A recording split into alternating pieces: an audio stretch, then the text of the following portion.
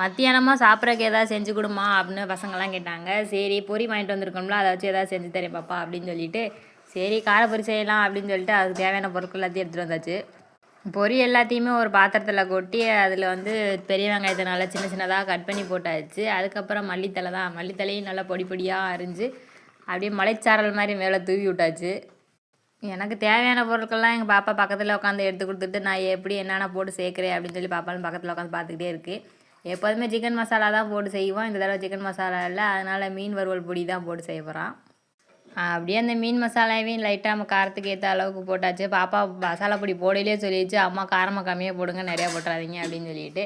அப்படியே எல்லாத்தையுமே சேர்த்து ஒரு கிண்ணத்தில் மூடிட்டு அப்படியே குளுக்குன்னு அங்கே குளுக்கு இங்கிட்ட ஒரு குளுக்குன்னு குளிக்க எடுத்தாச்சு நல்லா.